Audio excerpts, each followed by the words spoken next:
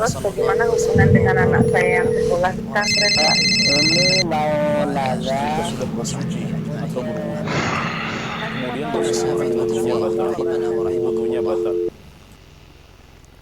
Bismillahirrahmanirrahim. Assalamualaikum warahmatullahi wabarakatuh. Alhamdulillah wassalatu wassalamu ala rasulillah wa ala alihi wa sahbihi wa man walah. Allahumma salli wa sallim ala nabiyina Muhammadin wa ala alihi wa sahbihi ajma'in amma ba'd. Ya pemirsa, penyimak dan juga pendengar dimanapun Anda semuanya berada, ahlan wa sahlan. Selamat bergabung dalam program live interaktif mengenal akhlak Rasulullah Sallallahu Alaihi Wasallam. Sore hari ini bersama dengan Ustadz Dr. Sofyan Baswedan, MA Hafizahullah Ta'ala, yang merupakan Ketua Dewan Fatwa Perhimpunan Al-Irsyad. Dan malam hari ini, sore hari ini maksud kami, kita live dari dua tempat, ya, ini di Jember dan juga dari Solo. Dan sudah tersambung di studio Fatwa TV Solo bersama dengan Ustadz Sofyan Baswedan. Kita sapa beliau terlebih dahulu. Assalamualaikum Ustadz Sofyan.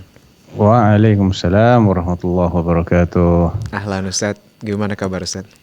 Alhamdulillah, kami sehat-sehat saja di sini. Mudah-mudahan di Jember juga dan juga di Jakarta semuanya pada sehat ya. Alhamdulillah, ini Masya Allah perdana Ustadz Jember Solo. Oh gitu ya, Masya Allah. Iya, di Jember ini sudah mulai memasuki hujan Ustadz. Gimana dengan kabar di Solo Ustadz? Sama, Solo juga sudah 2-3 hari ini hujan terus. Khususnya waktu sore ya, malam gitu. Alhamdulillah. Lumayan berawan juga seharian ini tadi.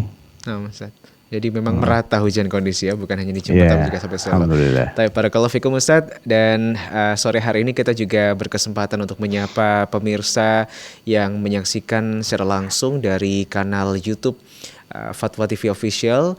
Dan juga pemirsa, kami informasikan sore hari ini Anda bisa bertanya, tentunya menyesuaikan dengan tema kita sore hari ini, mengenal akhlak Rasulullah Sallallahu Alaihi Wasallam. Anda bisa bergabung di dua jalur. Jalur pertama, Anda bisa manfaatkan jalur telepon kami di 0331 544 6087 atau juga di jalur WhatsApp call atau telepon via aplikasi WhatsApp ya. Silakan Anda bisa catat di 0821 7000 6087. Kita akan nantinya bacakan juga pertanyaan-pertanyaan yang masuk via website kami. Anda bisa akses di www.dewanfatwa.com dan Anda bisa pilih mengenal akhlak Rasulullah Sallallahu Alaihi Wasallam. Baik, sebelum kita bacakan pertanyaan yang disampaikan kepada Ustadz, kita akan simak terlebih dahulu satu nasihat pembuka sore hari ini. Nah, tafadhal Ustadz Sofyan. Ya, bismillah, alhamdulillah, wassalatu wassalamu ala khairi khalqillah, Muhammad ibn Abdullah wa ala alihi wa sahbihi wa man walah, amma ba'd. Pemirsa Fatwa TV, dimanapun antum berada, alhamdulillah, sedikit demi sedikit Allah kembali menampakkan nikmatnya berupa turunnya hujan yang lumayan merata ya. Mudah-mudahan hujan yang turun ini menjadi berkah bagi kita kaum muslimin di Indonesia, tidak menimbulkan bencana alam dan memberikan manfaat yang sebesar-besarnya, mengairi sawah-sawah, ladang-ladang dan perkebunan, dan memberikan hasil yang sesuai dengan harapan kita. Dan tentunya ini ayyuhal ikhwah adalah nikmat yang sangat besar yang wajib kita syukuri. Kita syukuri dengan cara kita mengakuinya sebagai nikmat Allah Subhanahu wa taala. Murni itu adalah karunia Allah, bukan karena kita ini lebih berhak daripada yang lain. Bukan karena semata-mata letak geografis dan lain sebagainya. Ya, jangan sampai kita ini lebih percaya dengan ilmu pengetahuan alam yang itu semuanya adalah ciptaan Allah, di bawah kendali Allah, tunduk dengan sunnatullah, namun kita melupakan dan melalaikan bahwa di balik itu semua ada kehendak Allah Subhanahu wa taala. Kita syukuri dengan mengakui bahwasanya ini semua adalah nikmat Allah Subhanahu wa taala. Kemudian kita ucapkan pujian dan puji syukur kehadirat Allah dengan lisan kita dengan mengucapkan alhamdulillah. Kalau terkait dengan turunnya hujan, maka ketika hujan baru turun ada doa di situ, Allahumma shayyiban nafi'a. Ya Allah, jadikanlah hujan ini sebagai hujan yang bermanfaat. Ketika hujan ini selesai turun, maka ada doa lagi. mutirna bifadlillahi wa rahmatih. Kami diberi hujan berkat karunia Allah dan rahmatnya. Namun ketika hujan itu sudah turun dalam durasi yang cukup lama, tak kunjung reda, hingga sudah mulai menimbulkan banjir dan lain sebagainya yang tidak kita harapkan, maka ada doa lain juga di situ yang diajarkan oleh Nabi SAW, yaitu dengan mengatakan Allahumma hawalaina wala alaina, yang artinya ya Allah, ke sekeliling kami saja hujannya, jangan tepat di atas kami. Sebagaimana yang dipanjatkan oleh Rasulullah SAW ketika beliau dikeluhi oleh seorang sahabat saat dia sedang berkhutbah Jumat. Sahabat ini datang dengan mengatakan, ya Rasulullah, halakatil amwal wa ja'atil iyal wa inqata'atis subul fad'ullaha an yughithana. Wahai Rasulullah, harta benda binasa, ternak-ternak pada mati, pertanian, tanah-tanah pada merekah, jalan-jalan pun terputus. Saking lamanya kita mengalami paceklik, mintakan kepada Allah agar menurunkan hujan kepada kami. Maka Nabi SAW mengangkat kedua tangannya, minta kepada Allah SWT agar diberikan hujan. Setelah itu mendadak terkumpullah bongkahan awan yang sebelumnya itu langit cerah, tidak ada apa-apa. Bongkahan besar seperti tameng mengumpul dan turun hujan. Dan itu berlangsung hingga persis sampai hari Jumat berikutnya. Maka datang orang yang sama ini dan mengatakan bahwa hujannya sudah terlampau banyak, menimbulkan hal-hal yang tidak dikehendaki. Maka Nabi mengatakan Allahumma hawalaina wala alaina, Allahumma ala dhirabi wal akami, dan seterusnya. Ya Allah, turunkan saja di lembah-lembah, di bukit-bukit yang jauh dari kota Madinah. Jadi ayolah ikhwah, ini adalah sebuah ajaran yang sangat luar biasa dari Nabi kita Rasulullah Muhammad SAW, agar senantiasa mengingat setiap nikmat itu datangnya dari Allah Subhanahu wa taala. Minta sebelum nikmat itu turun hanya kepada Allah. Ketika nikmat itu turun dan selesai turun, kita panjatkan pengakuan secara lisan, mutirna bi fadlillahi wa rahmatih, kami diberi hujan berkat karunia dan rahmat Allah, bukan karena yang lain-lain. Dan ketika hujan itu terasa berlebih, maka kembali juga kepada Allah Subhanahu wa taala, Allahumma hawalaina wala alaina. Jadi demikianlah kehidupan seorang mukmin. Dia selalu terikat dengan Allah, dengan Rabb-nya. Selalu menggantungkan semua gundah gulananya, harapannya kepada Allah Subhanahu wa taala, bukan kepada yang lain. Dari peristiwa ini tentunya kita bisa terapkan ya kepada hal-hal lain, bukan hanya terkait masalah hujan, masalah rezeki, masalah kesehatan, masalah usaha kita, kebaikan anak istri kita. Mintalah semuanya dari Allah Subhanahu wa taala. Mungkin itu nasihat pembukanya Akhi Nizar ya, dan juga para pemirsa, mudah-mudahan bisa difahami dan bermanfaat. Nah, Ustaz, jazakumullahu khairan. Terima kasih Ustaz Sofyan Baswedan untuk satu nasihat pembuka. Tadi ada hal yang menarik Ustaz, sempat disinggung dan juga disampaikan oleh antum di awal berkaitan dengan ya kita harus menggantungkan segala hal, segala keilmuan dan lain sebagainya, harapan kepada Allah Subhanahu wa taala, bukan kepada ilmu pengetahuan. Ini mungkin bisa sedikit diulas lagi Ustaz ya, bahwa memang ilmu pengetahuan itu juga dalam beberapa hal itu dibutuhkan Ustaz. Misalnya kayak perakiraan hujan seperti itu kan juga ada ilmunya Ustaz. Kemudian juga mungkin dalam hal-hal keduniawian lainnya. Nah, bagaimana sih harusnya seorang muslim ini tetap mempelajari ilmu dunia tapi mengutamakan ilmu akhirat Ustaz? Betul. Tidak ada kontradiksi sebetulnya antara mempelajari ilmu-ilmu dunia. Karena itu ilmu dunia ini tidak lepas dari dua kemungkinan. Kalau dia masih bersifat teoritis, artinya masih ada kemungkinan salah. Karena itu adalah asumsi, diasumsikan begini, diteorikan begini. Sehingga kita saksikan juga faktanya teori-teori yang diklaim sebagai teori ilmiah itu juga tidak stagnan, namun dia ada perbaikan, ada revisi, Ya, karena ternyata yang selama ini diyakini atau diteorikan seperti itu ternyata bisa dibuktikan kurang tepat misalnya, perlu diganti. Sebagai contoh ya, kalau kita masih ingat ketika duduk di bangku SMP atau SMA dulu, kita mengenal ada yang namanya teori atom. Dan teori atom itu mengalami perkembangan. Awalnya diasumsikan atom adalah bagian terkecil dari suatu benda yang tidak bisa dibagi lagi. Mungkin antum masih ingat ya, Akhi Nizar. Tapi kemudian ditemukan ternyata atom itu ada proton, ada elektron, ada neutron. Padahal awalnya sudah diasumsikan tidak bisa dibagi lagi. Ternyata bisa dibagi. Ada inti atom terdiri dari proton dan neutron, ada yang mengelilingi yaitu elektron. Nah, diteorikan lagi bentuknya bagaimana? Bentuknya proton sama neutron di tengah-tengah. Kemudian elektron itu semacam bola yang ada garis orbitnya ya, begitu. Itu kan asumsi itu. Bentuk realitanya kita tidak tahu, itu teori. Nah, berkembang lagi ada teori atom yang lebih canggih lagi, awan elektron. Jadi kelilingnya nggak cuma muter tapi bisa seperti bola gitu ya. Nah, ini salah satu yang kita temukan dalam ilmu pengetahuan. Jadi tidak semuanya ilmu pengetahuan itu adalah fakta ilmiah.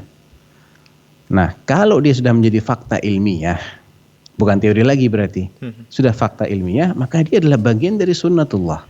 Contoh, api panas. Ya, matahari itu suhunya tinggi sekali, dengan radiasinya saja dia bisa menimbulkan panas yang luar biasa di bumi yang jaraknya 150 juta kilometer katanya. Ini fakta ini, kita nggak perlu teori-teori lagi, sudah kerasa kok. Ya. Hal-hal yang seperti ini adalah bagian dari sunnatullah yang kadang dibilang sebagai hukum alam itu.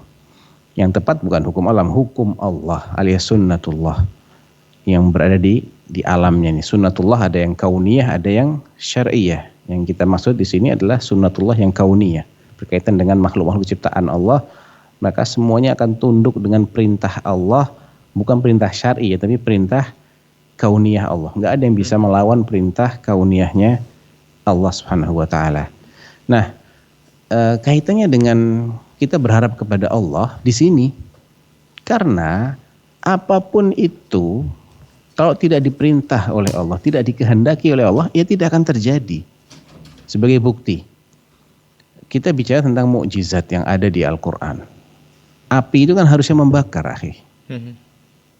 Tapi ketika Allah tidak menghendaki api untuk membakar, ya nggak terjadi kebakaran. Nabi Ibrahim walaupun sifatnya panas, Ustaz ya. Sifatnya panas dan membakar. Itu sunnatullahnya begitu. Sebab terjadinya kebakaran adalah api.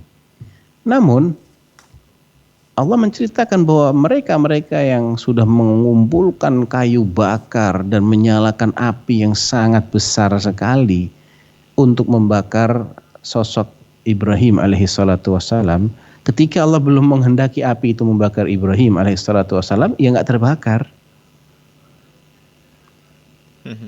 Sebaliknya, laut ya atau Laut Merah atau Sungai Nil yang sangat besar itu, yang sunnatullahnya orang nggak akan bisa masuk nyebrang kecuali dengan berenang ya, nggak akan bisa. Tapi Allah berkenan laut itu bisa diseberangi sesaat oleh Nabi Musa dan Bani Israel pengikutnya, sehingga mereka ngelewat tidak basah kering. Masya Allah. Iya. Tapi sesaat kemudian kembali sunnatullah itu menenggelamkan Fir'aun. Sesuatu yang selama ini dia bangga-banggakan. Wahadhil anharu tajri min tahti. Dia bangga-banggakan sungai itu kan. Ternyata dia tenggelam juga di situ. Jadi kalau Allah menghendaki, barulah sunnatullah yang kauniyah ini yang kita kenal dengan hukum alam tadi dalam bahasa sains, baru dia akan bekerja sesuai dengan apa yang kita ketahui. Jadi bukan dia mengatur dirinya sendiri. Tidak, semua itu adalah sebab yang diciptakan oleh Allah. Tapi dia tidak akan menimbulkan akibat dengan sendirinya, melainkan atas izinnya Allah. Makanya kita tidak boleh berharap kepada makhluk dalam hal-hal yang itu adalah keistimewaannya Allah. Menyembuhkan itu hanya Allah ya. Obat bukanlah penyembuh. obat itu hanya sebab.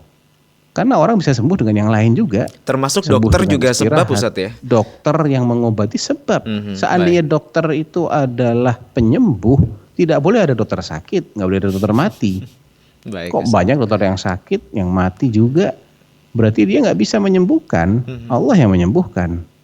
Baik. Ya. Ustadz. Jadi itu kaitannya. Kita tidak boleh meyakini ada sesuatu yang bisa menimbulkan akibat dengan sendirinya. Bisa mendatangkan manfaat dengan sendirinya atau mengusir madarat dengan sendirinya kecuali Allah Subhanahu wa taala. Nah, Ustadz. Begitu ada keyakinan selain Allah ada yang bisa begitu dengan sendirinya, terjerumuslah dia dalam syirik akbar dalam bab rububiyah Allah.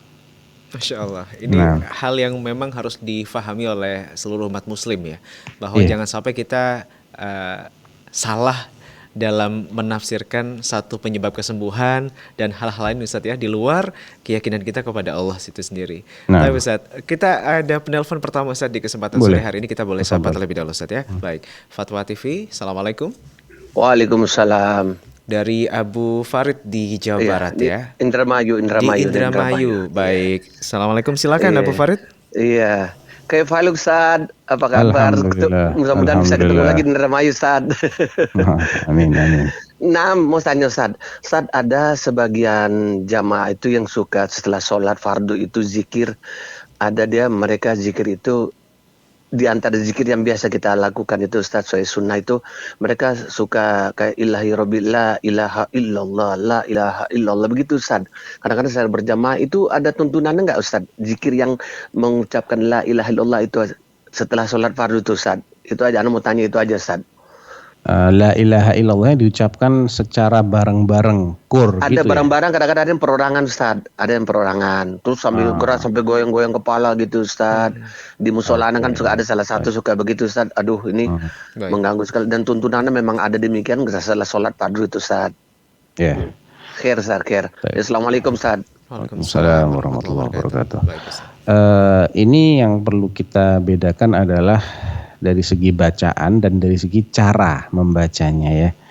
Boleh jadi bacaan itu tidak ada masalah sama sekali. Ada sebagian hadis yang menyebutkan mengucap tahlil selepas sholat, walaupun ada sebagian ulama yang mengatakan derajat hadisnya itu dhaif, ada yang tidak demikian ya, masih menganggapnya sebagai hadis yang hasan. Tapi terlepas dari itu, yang jadi masalah adalah caranya. Allah Subhanahu wa taala mengatakan di surah Al-A'raf ayat 205. Jadi seayat sebelum ayat terakhir. Karena Al-A'raf itu 206 ayatnya. Ini ayat sebelum terakhir. Ya Allah mengatakan di situ, "Wadhkur rabbaka fi nafsika tadarru'an wa khifatan wa dunal jahri minal qawli bil ghudwi wal asal wa la takum minal ghafilin." Jelas sekali kalau kita baca makna dari ayat ini adalah perintah untuk mengingat Allah yang dibarengi dengan tadarru', perasaan merendah, merasa butuh banget sama Allah, wa khifatan, dan perasaan takut, wa dunal jahri minal qaul, dan dengan tidak mengeraskan suara. Jelas sekali ayatnya. Kapan? Bil ghuduwi wal asal, di waktu pagi dan di waktu petang. Jadi hukum asalnya zikrullah itu dengan suara lirih, bukan dengan suara jahar, bukan dengan suara keras. Kemudian inti daripada zikir ini adalah penghayatan tentang makna zikir. Ya bukan goyang-goyangnya itu. Ya, huyung kanan, huyung kiri, kemudian kadang-kadang ketukannya juga dihentak-hentakkan. Bukan seperti itu zikir yang diajarkan oleh Nabi SAW. Itu zikirnya orang-orang yang mengikuti ajaran tasawuf yang seperti itu. Ya, tidak ada tuntunan dari Nabi SAW berzikir dengan cara seperti itu, sama sekali tidak ada. Jadi wa khairul hadi Muhammadin sallallahu alaihi wasallam, sebaik-baik petunjuk adalah petunjuknya Rasulullah Muhammad sallallahu alaihi wasallam. Ikuti saja yang sudah jelas sumbernya, sudah jelas akibatnya kalau kita ikuti. Jangan mengikuti sesuatu yang sumbernya tidak jelas dan nanti nasib orang-orang yang mengamalkan seperti apa lebih tidak jelas lagi. Karena kita jangan punya kesempatan satu kali dalam beramal ini di dunia ini aja. Kalau ini kita coba-coba, ya, kita penasaran, coba deh saya ibadah dengan caranya A, ntar dengan caranya B, ntar dengan caranya C. Ini kita terlalu beresiko ini ayyuhal ikhwah ya. Ikuti apa yang Allah turunkan. Ittabi'u ma unzila ilaikum min rabbikum wa la tattabi'u min dunihi awliya. Ikuti apa yang diturunkan oleh Allah kepada kalian. Ikuti jalannya para sahabat yang sudah radhiyallahu anhum wa radu anhu wa a'adda lahum jannat. Allah sudah ridho kepada mereka, mereka ridho kepada Allah, Allah siapkan jannah bagi mereka. Ikuti itu. Nah, Baik Ustaz, berarti ada banyak hal yang memang bisa diikuti daripada membuat sesuatu yang dikreasikan seperti itu Ustaz ya. iya. Baik, Karena Ustaz. agama itu mengikuti bukan berkreasi. Betul ya. Baik, barakallahu fikum, semoga bermanfaat untuk Abu Farid yang bertanya di Indramayu tadi ya. Dan pemirsa, kita masih buka kesempatan bagi siapapun ada yang bertanya, silakan di kesempatan sore hari ini. Kembali tersambung Ustadz, penelpon kedua dari kawasan Tasikmalaya. Ada Ibu hamba Allah ya. Halo, assalamualaikum. Fatwa Halo, TV. assalamualaikum Ustaz.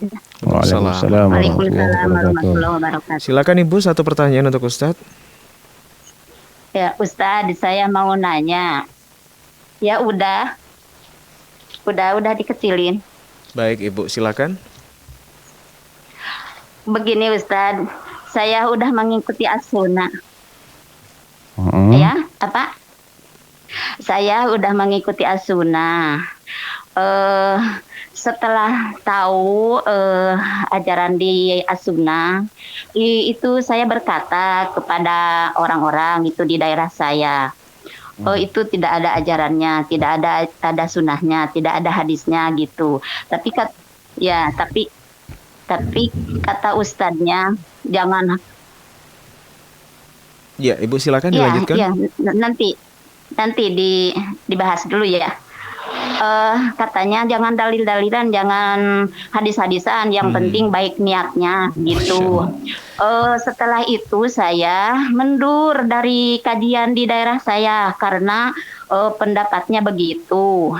Kan hari ibadah harus patuh pada dalil dan hadis. Betul. Lalu saya mundur dari kajian itu. Apakah saya tidak dikatain orang yang memutus silaturahim, Ustadz? Kalau begitu saya takut karena di kajian itu di dalamnya ada kebatilan gitu yang dilarang dilakukan gitu, sepertinya Maulid Nabi gitu ya, seperti sekarang yang sedang besar-besarin gitu Ustaz. Gitu aja Ustaz, minta penjelasannya. Iya, baik. Terima kasih Bu. Apakah kekhawatiran seperti ini termasuk dalam hal memutuskan ukhuwah Islamiyah Ustaz ketika dia memilih untuk meninggalkan satu majelis yang di dalamnya ada kebatilan Ustaz? Iya. Jadi memang istilahnya itu lebih tepatnya bukan memutus silaturahim ya. Istilah silaturahmi di kita ini terlalu luas daripada hakikat syariahnya. Kalau hakikat syariahnya silaturahim itu menyambung hubungan rahim. Ya, hubungan rahim itu artinya kita ini ada keterkaitan secara nasab dengan orang-orang itu, gitu ya. Jadi yang lebih tepat adalah apakah ini termasuk memutus ukhuwah Islamiyah? Tadi itu lebih tepat istilahnya. Jawabannya tidak sama sekali, Bu. Ya, karena ukhuwah Islamiyah itu adalah ukhuwah persaudaraan yang dibangun atas dasarnya Islam, ajaran Islam, Islam yang menyatukan kita, ya. Dan persatuan atau persaudaraan yang dibangun atas dasar-dasar yang lain itu sejatinya rapuh sekali. Yang kuat itu adalah persaudaraan atas dasar Islam yang diajarkan oleh Allah dan Rasulnya Shallallahu Alaihi Wasallam. Ya, wa'tasimu bihablillahi jami'an wala tafarraqu. Allah menyuruh kita ini berpegang teguh dengan talinya Allah. Hablullah itu adalah yang menghubungkan antara kita dengan Allah, Al-Quran dan Sunnah. Karena kita bisa terhubung dengan Allah, bisa tahu apa perintah Allah, apa larangan Allah, cara ibadah kepada Allah, itu dengan Al-Quran, dengan Sunnah, dengan dalil, bukan dengan penilaian masing-masing. Yang penting ini baik. Lah baik itu patokannya apa? Kalau patokannya penilaian Anda itu siapa? Mohon maaf. Apakah Anda Rasul sehingga berhak mengatakan ini baik kerjakan, itu enggak baik tinggalkan? Kalau Anda itu merasa dirinya seperti itu, ya harus sering-sering beristighfar. Apa gunanya Allah mengutus Rasulullah Muhammad sallallahu alaihi wasallam ketika sesuatu yang baik justru tidak diajarkan oleh beliau?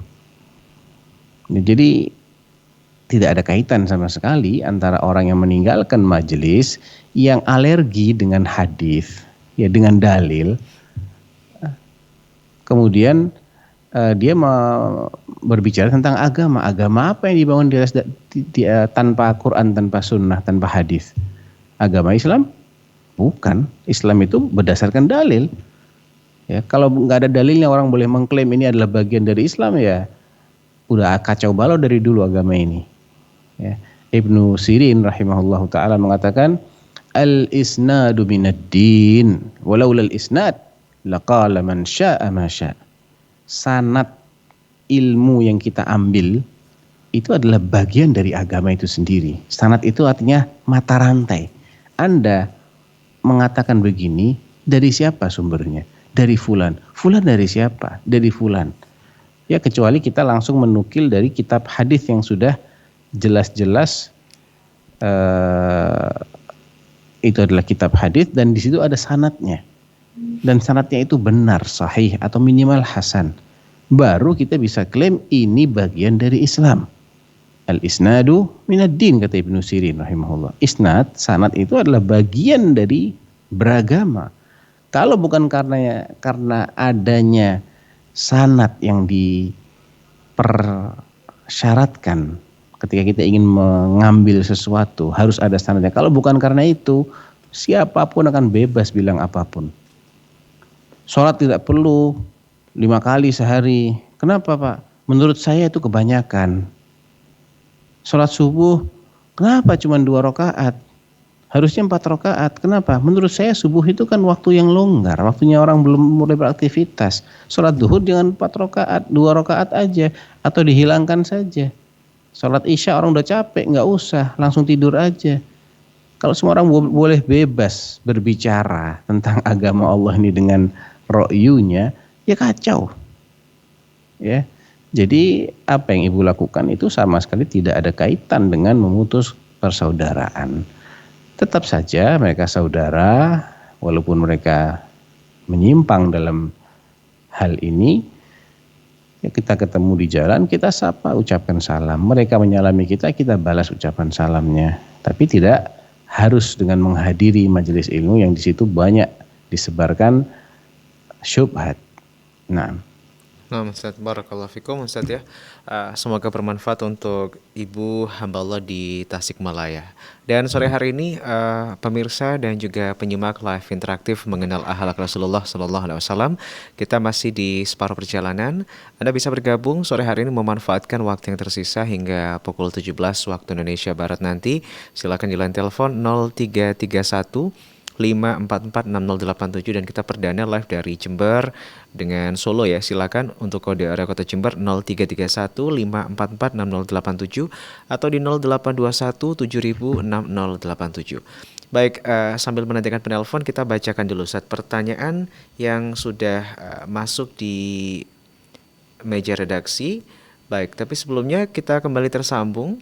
Nampaknya ada penelpon berikutnya, ada Ibu Sinar di Sulawesi Utara, ya baik. Fatwa TV, Assalamualaikum. Waalaikumsalam. Mohon maaf di Sulawesi Tenggara. Oke, mohon maaf Ibu ya, Sulawesi Tenggara. Baik, silakan Ibu. Oh iya, mohon maaf Pak Ustadz, ini izin bertanya di luar dari tema. Iya. silakan Bu. Halo. Ya Ibu, suara Ibu masih kami dengar. Silakan pertanyaannya disampaikan oleh kepada Ustadz. Oh iya. Ini mohon maaf Ustadz. Pertanyaan saya, apa yang harus kita jawabkan ketika ada selain Islam, non Islam lah seperti itu yang masuk dalam rumahnya kita dan mengucapkan Assalamualaikum seperti itu kan biasa. Kebetulan bapaknya itu suami saya. Di kantor itu temannya ada agama Kristen, ada agama Hindu. Jadi mereka itu sering ke rumah seperti itu karena mungkin dalam rangka eh, apa kerja seperti itu kelompok kerjanya. Iya. Jadi mereka sering ke rumah. Jadi saya itu bingung selama ini. Saya biasa jawab, biasa juga tidak. Karena saya masih bingung, Pak Baik. Ustadz. Iya. Terima kasih banyak atas jawaban Pak Ustadz. Iya. Baik. Assalamualaikum warahmatullahi wabarakatuh. Waalaikumsalam warahmatullahi wabarakatuh. Jadi pertanyaannya Ustadz, bagaimana cara menjawab pertanyaan menjawab salam dari agama lain Ustadz ya, dari orang agama lain.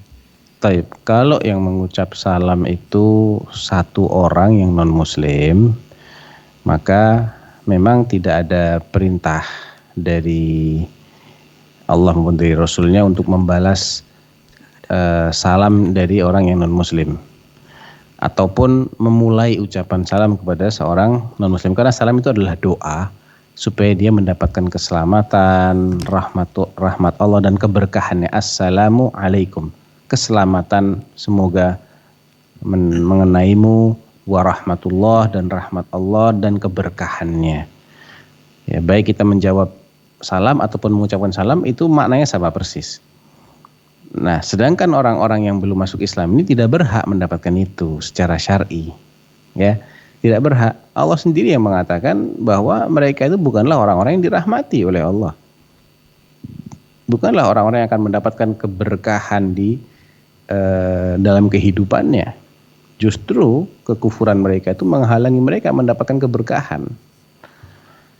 Oleh karena itu, kalau kita mendengar ucapan salam dan kita tahu yang ucap salam ini non muslim, kita mengatakan sebaliknya, waalaikumsalam, bukan ya, kalau menjawab maka kita katakan assalamu ala man ittaba'al huda, salam sejahtera bagi orang-orang yang mengikuti hidayah.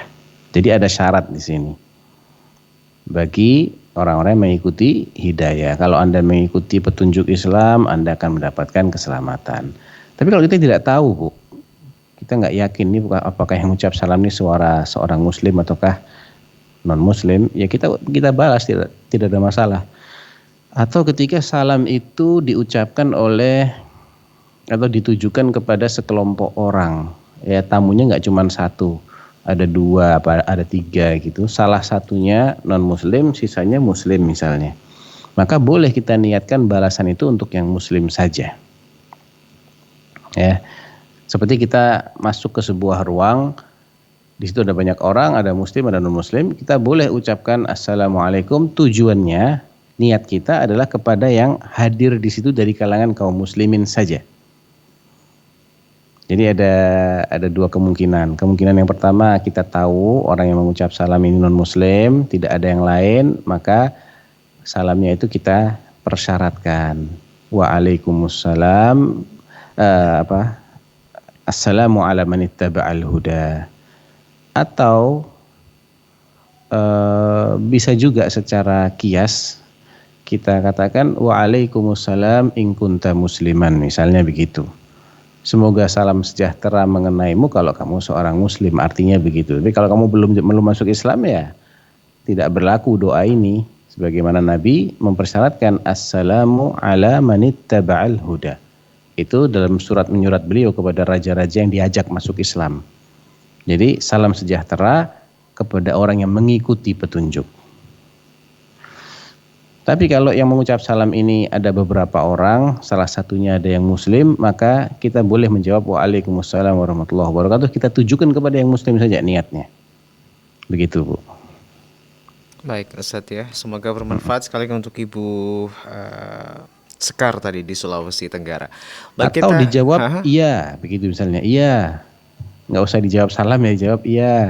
Ingin cari siapa? Misalnya kita tahu nih suaranya orang jelas non muslim ini. Karena sering bertamu juga Ustadz ya. Oh boleh Ustadz ya, tidak usah dijawab Ustadz ya, hanya boleh, menjawab iya saja. Nggak tepat, objeknya bukan objek yang didoakan supaya dapat keselamatan dalam kondisi seperti itu gitu. Baik Ustadz. Baik, terima kasih. Kita bergabung ke penelpon berikutnya dari Sumatera Barat. Ada Bapak hamba Allah ya. Baik, Fatwa TV, assalamualaikum. Waalaikumsalam. Ya, silakan Bapak satu pertanyaan untuk Ustadz Sufyan. Assalamualaikum Ustaz. Waalaikumsalam warahmatullahi wabarakatuh. Silakan Pak. Ini daging ikan Ustaz, daging ikan, ayam, sapi yang beku, jadi akan digoreng. Jadi dimasukkan ke dalam air yang cukup banyak agar airnya itu cair. Jadi ayam itu jadi Mohon Saya maaf nggak Bapak, paham, bisa Pak. diulang? Bapak bertanya tentang apa, Iya, Pak? Coba bisa diulang Pak diperjelas pertanyaannya Pak. Pak. misalnya Ustaz ada daging ikan, daging Ya. ayam, atau daging sapi yang beku, jadi kan akan kita goreng. Ada Jadi daging daging sapi, ikan yang beku. Beku. Ya, Oke, Oke. kemudian akan digoreng. ya. Kemudian Bapak? Jadi kita masukkan ke dalam air agar esnya ini kan mencair Ustaz. Oke, Ya. kemudian? Jadi yang banyak itu kita gunakan untuk memasuk pancinya. Jadi bagaimana makanan yang makan Ustaz, sedangkan daging tadi itu masih ada darahnya Ustaz. Masih ada darahnya. Tapi nggak banyak darahnya Ustaz. Iya, paham, saya paham. Baik, apakah Oh, boleh baik. dikonsumsi seperti itu Pak Ya, ya? Itu yang betul. dimaksud Pak ya? Jadi dan juga Ustaz, kalau misalkan darahnya itu banyak, misalnya baru dimasak, baru disembelih Ustaz, bagaimana juga hukumnya itu Ustaz? Oke, baik. Jadi ada dua kasus ya, darahnya banyak ketika beku, kemudian mencair, dan juga saat setelah disembelih masih banyak darahnya. Ini bagaimana Ustaz hukumnya untuk dikonsumsi? Iya. Jadi Allah Subhanahu wa taala menjelaskan audaman masfuhan. Darah yang diharamkan itu adalah darah yang memancar, yang keluar dari pembuluh darah. Bukan darah yang tersisa terjebak dalam pembuluh darah, bukan. Oleh karena itu, kalau memang dagingnya kemudian kebetulan ada pada bagian yang berdekatan dengan pembuluh darah yang terpotong di bagian leher misalnya, ya dicuci aja Pak, dicuci sekitaran itu yang kelihatan darahnya itu banyak di situ, dicuci, setelah itu dimasak. Adapun yang dalam urat-urat tidak diharamkan oleh Allah Subhanahu wa taala karena itu bukan dam masfuh, bukan darah yang memancar. Dan akan ada masyakoh yang luar biasa, kesulitan yang luar biasa kalau seluruh jengkal dari tubuh hewan sembelihan itu harus bersih dari darah, karena darah itu kan ada di semua pembuluh. Pembuluh kita kan banyak sekali. Jadi bagian-bagian yang mudah untuk dibersihkan darahnya bersihkan. Yang haram itu adalah menampung darah yang keluar dari pembuluh ketika disembelih itu mancar, ditampung darahnya, itu haram jelas itu. Ya. Jadi tidak mengapa kalau Bapak cuci daging masih ada darahnya merah-merah dikit, nggak ada masalah. Nah. Baik Ustadz, ya kadang juga ketika digoreng itu ada beberapa bagian daging yang masih keluar darahnya, itu nggak apa-apa juga saat dikonsumsi Ustadz? Nggak apa-apa karena itu bukan dari pembuluh yang memancar, bukan. Baik. Itu mungkin karena pengaruh tekanan panas sehingga yang tadi di dalam urat dia keluar karena masalah itu. Nggak ada masalah itu. Baik Ustadz ya. Baik, terima kasih Ustadz, barakallahu fikum. Semoga bermanfaat untuk Bapak Allah di Sumatera. Ya, kita masih menantikan ada yang ingin bertanya secara langsung. Silakan pemirsa Fatwa TV, penyimak, pendengar. Kemudian saya tambahkan kalau itu ikan, maka halal semua darahnya, nggak ada yang masalah. Ya, karena ikan tuh nggak perlu disembelih, bangkainya pun halal untuk dimakan. Kan tadi ada ikan juga tadi disebut betul, ya. Yang perlu kita waspadai itu adalah darah yang keluar dari hewan-hewan yang harus disembelih dulu baru boleh dikonsumsi. Hewan-hewan darat biasanya ya. Burung, unggas, ya, sapi, kambing dan semisalnya. Kalau ikan mah bangkai pun dimakan boleh. Baik Ustaz. Baik, pengecualian Ustaz ya untuk ikan ya. Pengecualian ya. Darahnya halal semua, nggak ada yang haram. Baik Ustaz. Barakallahu fiik, semoga bermanfaat ya. Dan silakan pemirsa yang mau bertanya secara langsung kepada Ustaz, kita masih nantikan Anda. Anda bisa bergabung via WhatsApp call ya. Telepon via aplikasi WhatsApp di 0821 706087. Baik, oke. Kita bacakan pertanyaan berikutnya Ustadz. Kita coba bergeser ke jalur website ya. Dari Eka Budi Yusnaini Ustadz di Depok. Bismillah, semoga Allah merahmati dan juga melindungi asatidzah di Dewan Fatwa, keluarga dan tim serta seluruh mukmin di dunia. Amin. Ustadz izin bertanya berkaitan dengan hadis larangan duduk di dalam tempat yang menyajikan khamar. Hadis ini sebelumnya kami artikan kata tempat sebagai warung atau restoran tertentu. Sehingga pada sebuah kasus seperti hotel, kami berpikir kalau di restoran tempat sarapan, biasanya harga kamar sudah termasuk harga sarapan, Ustadz. Ini menyajikan khamar, maka kita makan di kamar saja. Apakah hal tersebut juga tidak diperbolehkan, Ustadz? Ya, fattaqullaha mastata'tum. Bertakwalah kepada Allah dalam semaksimal kemampuan kalian ya. Apa yang tadi diupayakan dengan makan di kamar itu bagus sekali. Ya, barakallahu fiik, itu adalah bentuk wala dan baraknya seorang mukmin terhadap agamanya, bentuk kecemburuan dia terhadap perbuatan-perbuatan yang melanggar aturan Allah Subhanahu wa taala. Dia berusaha menjauh dari tempat-tempat terjadinya maksiat. Ya, jadi tidak ada masalah sebetulnya ketika Anda menginap di sebuah hotel, namun di hotel itu di restonya ada khamar. Kemudian Anda tidak makan di resto tapi makannya di kamar.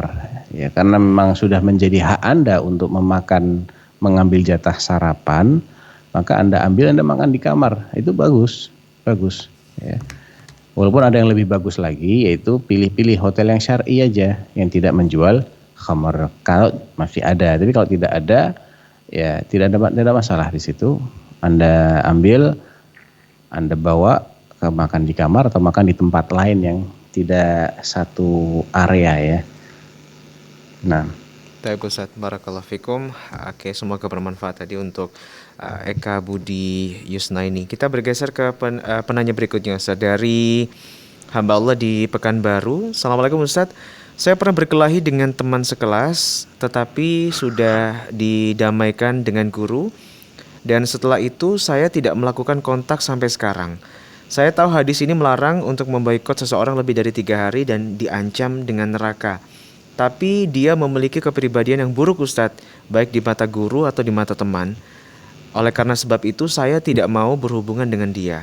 Kalau saya berdamai dengan dia, sama saja saya dianggap rendahan di hadapan dia dan dia akan lebih leluasa lagi.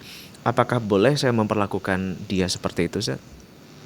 Boleh, karena ini adalah sesuatu yang dilakukan dengan sebab yang syar'i. Sebab syar'inya adalah sikap atau mungkin lisan dia yang sangat tajam, kemudian sikap merendahkan kepada orang yang dalam hal ini adalah Anda yang bertanya di sini, dan Anda tidak ingin diperlakukan dengan perlakuan direndahkan seperti itu, sehingga Anda menjauhi karena adanya sebab ini, dan Anda tahu karakter dia memang seperti itu. Ya, jadi bukan karakternya kita ingin memboikot semata-mata karena dia itu seorang muslim, bukan. Justru Islam itu tidak menghalangi seseorang untuk diboikot. Nabi SAW memboikot 3 orang sahabatnya yang sahabat Nabi pasti muslim kan. Diboikot selama 50 hari karena dosa yang mereka lakukan. Yang dikenal dengan istilah hajar. Ya, hajar itu mengucilkan, tidak bergaul. Ya, dalam rangka pendidikan, dalam rangka menjaga supaya kita tidak terkena kejahatannya dia, maka itu adalah sesuatu yang dibolehkan. Nabi SAW pernah suatu ketika melihat seseorang datang dari kejauhan, maka beliau bilang, bi'sa akhul ashirah, bi'sa ibnul ashirah. Itu orang sejelek-jelek orang dalam kelompoknya, dalam keluarga besarnya. Ketika orang ini sudah sampai di depannya Nabi SAW, beliau berlembut-lembut, ngobrolnya baik-baikan. Ibunda Aisyah bingung, ya Rasulullah, kok tadi ketika dia masih dari kejauhan menuju ke sini, kamu bilang begini, tapi setelah sampai di depanmu, kamu berubah, bilangnya yang baik-baik. Apa kata Nabi SAW? Mata ahidtini fahishan ya Aisyah. Memangnya sejak kapan engkau mendapatiku orang yang suka berkata keji, wahai Aisyah? Syarrun nas man ittaqahun nas man tarakahun nas ittiqa'a fuhsyih. Syarrun nas, sejelek-jelek manusia, sejahat-jahatnya orang adalah man tarakahun nas. Orang yang ditinggalkan oleh orang-orang, dijauhi karena lisannya yang keji kalau ngomong. Ini menunjukkan bahwasanya kekejian lisan seseorang menjadikan dia itu boleh dijauhi. Ya, jadi kalau memang orangnya karakternya begitu, Anda jaga jarak dengan dia. Itu tidak masuk kategori Anda memboikot, tidak. Atau Anda berusaha tidak berjumpa dengannya. Karena kan yang dilarang itu kalau berpapasan di jalan tidak saling mengucap salam. Ya. Yaltaqiyan fayu'ridu hadha wa yu'ridu hadha wa khairuhuma man yabda'u bisalam. Setelah Nabi mengatakan tidak boleh menghajar seseorang lebih dari 3 hari, ya, dengan saling berpapasan, saling ketemu, tidak saling bertegur sapa, tidak saling ucap salam, malah buang muka, ini juga buang muka, itu yang terlarang. Tapi kalau tidak dalam konteks bertemu terus dalam 3 hari ini, ya, namun memang jarang ketemu orangnya, maka tidak ada masalah di sini. Apalagi dengan alasan yang sikap dia, perangai dia tadi. Nah, Ustaz, barakallahu fikum, semoga bermanfaat ya. Jadi kalau ada sebab yang syar'i boleh kita Ustaz ya, menjauh dari seseorang, menghindar atau bahkan mungkin tidak bertegur sapa. Tapi ketika bertemu kita tetap mengucapkan salam seperti itu Ustaz. Ya kalau itu dalam konteks tidak menghajar. Baik. Ya, artinya batasan hajarnya memang tidak ada niat untuk menghajar. Namun sekedar lagi jengkel saja, maka 3 hari itu maksimal. 3 hari Ustaz ya. Nggak bertegur sapa tuh 3 hari. Lebih dari itu tidak boleh melakukan hajar kecuali untuk kemaslahatan yang lebih rajih. Baik Ustaz. Karena Nabi SAW ketika menghajar 3 orang sahabat yang tidak ikut perang Tabuk itu sampai 50 hari. Nah itu kembali kepada kasusnya apa Ustaz ya? Iya, artinya waliul amrnya di sini, posisi kita yang menghajar, posisi orang yang dihajar, kira-kira ngefeknya bagaimana. Nggak bisa kita generalisir di sini. Baik. Kalau yang menghajar orang-orang yang di mata dia juga terserah mau ngomong mau nggak ngomong, nggak ada pengaruhnya buat diri mereka, ya nggak usah dihajar. Baik Ustaz.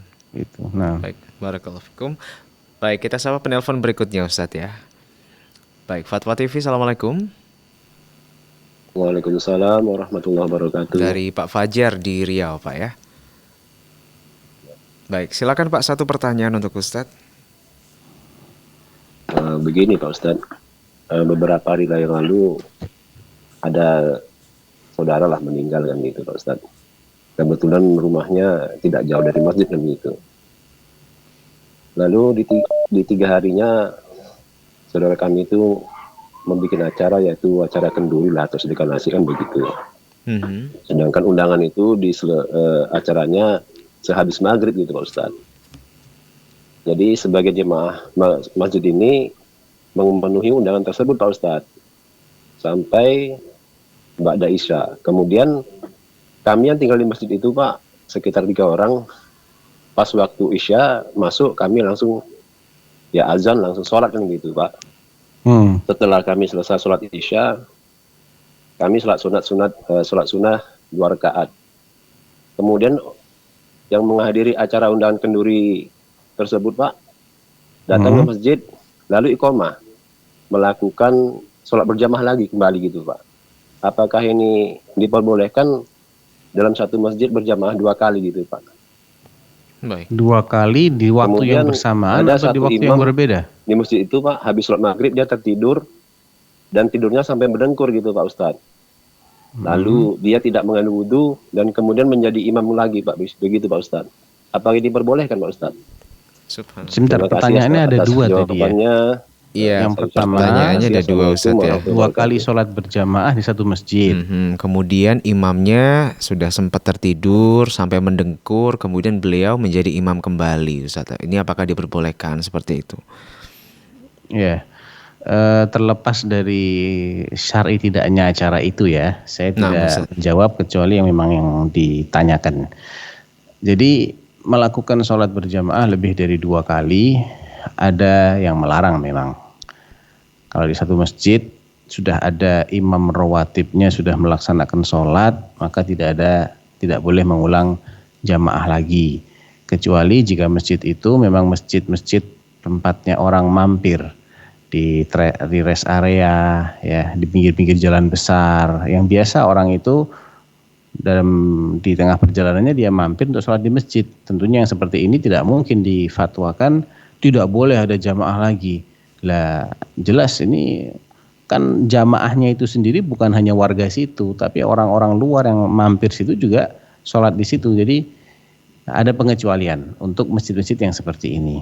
Namun jika masjid itu memang sudah punya jamaah yang itu aja, ya, dan bukan masjid di pinggir jalan, bukan di rest area, masjid kampung, maka sebagian ulama mengatakan kalau sudah ada jamaah ya jangan bikin jamaah lagi, nanti terpecah-pecah akhirnya. Nah, terkait dengan imamnya sudah sempat mendengkur tidak wudhu lagi, nah ini kesalahan ini. Kecuali kalau posisi tidurnya dia itu dalam keadaan duduk yang mutamakin. Dalam madhab Syafi'i itu ada duduk mutamakin, artinya duduk bersila lurus tegak, ya, atau duduk bersimpuh tegak, ya, tidak miring kanan, tidak miring kiri, tidak rebahan. Maka sekedar mendengkur sesaat 2 saat yang dalam posisi seperti itu dan dia tidak kehilangan perasaannya, tidak kehilangan sensor atas apa yang terjadi di sekelilingnya, maka ini tidak membatalkan wudhu. Tapi kalau tidurnya miring, nah itu yang membatalkan wudhu. Kenapa? Karena posisi miring itu memudahkan kentut. Tapi sebaliknya kalau posisinya masih tegak, ya, duduknya bersila, orang susah mau kentut kecuali dia harus merubah sedikit posisinya. Nah, yang dikhawatirkan kan orang tidur itu tidak merasa kalau kentut. Itu yang dikhawatirkan. Sehingga ketika dia mendengkur namun duduknya itu masih mapan, ya, dan kadang-kadang orang yang terlelap sekali itu kadang-kadang mendengkur sebentar tapi dia tidak terlelap seperti orang-orang yang tidur pulas gitu, tidak. Insya Allah kalau sebatas itu tidak mengapa. Baik Ustadz, ya. Jadi memang harus diwanti-wanti dan tidak boleh diremehkan juga. Satu orang tidur juga tidak sadar kondisinya, duduk pun juga masih belum tahu Ustadz, ya, antara dia mohon maaf kentut atau tidak Ustadz, ya, sebenarnya. Iya, jadi memang ada yang namanya julus mutamakin itu, jadi duduknya dalam keadaan bersila tegak, ya, bukan dia duduk tapi posisinya itu agak miring, atau misalnya rebahan gitu Ustadz, ya. ada tembok, nyender sedikit di tembok, atau di kursi malas gitu, ya, sehingga kentut itu bisa keluar dengan mudah. Intinya di situ. Baik Ustaz. Nah Ustaz, ya Ustaz Sufyan, itu jadi pertanyaan terakhir sekaligus jawaban terakhir mungkin untuk perjumpaan kita di kesempatan sore hari ini. Kita sampaikan terima kasih Ustaz, jazakumullahu khairan wa barakallahu fikum. Baik, pemirsa Fatwa TV dan juga penyimak dimanapun Anda semuanya berada, jangan lewatkan juga nanti malam insya Allah pukul 20 hingga pukul 21 waktu Indonesia Barat akan hadir program konsultasi keluarga bersama dengan Ustadz Dr. Syafiq Riza Hasan Basalam MA dan juga live dari studio Jember insya Allah. Anda juga bisa ikuti program-program live interaktif kami dari hari Senin sampai dengan hari Jumat di waktu kemudian jam yang telah dijadwalkan. Informasi-informasi berkaitan dengan Dewan Fatwa dan juga Fatwa TV silakan Anda bisa akses di fatwatv.id atau di dewanfatwa.com, dan jangan lupa juga untuk follow akun-akun sosial media terverifikasi kami baik itu di YouTube, Instagram, Telegram, X atau Twitter dan juga lain sebagainya. Dan kami juga mengundang Anda pemirsa untuk bersama-sama ta'awun untuk berjuang bersama dengan tim Fatwa TV serta di Rosa Islamiyah dengan infak terbaik Anda, dan jadilah bagian dari dakwah kami melalui donasi di nomor rekening yang saat ini terpampang di layar kaca Anda. Atas bantuan kemudian donasi yang Anda berikan, kami sampaikan terima kasih. Jazakumullahu khairan wa barakallahu fikum. Dan akhirnya kami juga mewakili seluruh kerabat kerja yang bertugas untuk live interaktif sore hari ini. Mohon pamit undur diri, mohon maaf jika ada kekhilafan, dan semoga Allah pertemukan kembali di program-program live interaktif berikutnya. Wassalamualaikum warahmatullahi wabarakatuh. Ya Allah. Terus bagaimana hubungan dengan anak saya yang sekolah di pesantren? Ini mau nanya.